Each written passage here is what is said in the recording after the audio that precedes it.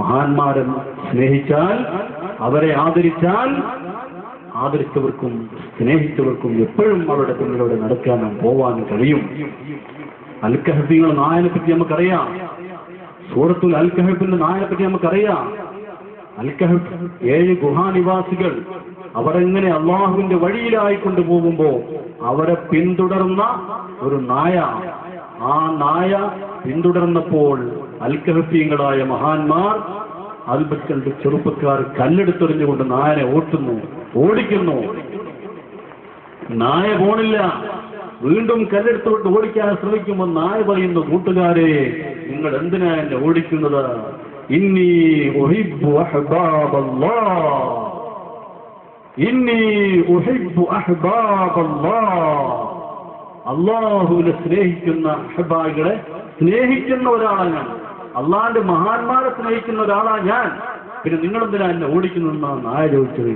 അതുകൊണ്ട് തന്നെ ആ നായനെ അള്ളാഹു സ്വീകരിച്ചില്ലേ?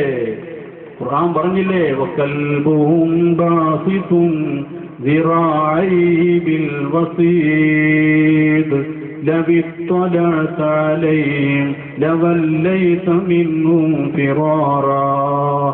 വകൽബുഹും ബാസിതുൻ, അൽ കഹ്ഫികൾ ആ ഗുഹയിൽ താമസിക്കുമ്പോൾ ആ ഗുഹയുടെ പുറത്ത് നായ വന്നുകൊണ്ട് നിൽക്കുന്നു.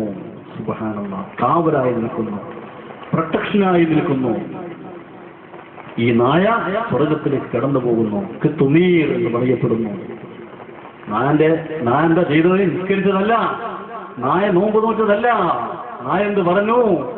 കൂട്ടുകാരെ, ഇന്നി ഉഹിബ്ബു അഹ്ബാബല്ലാഹ്,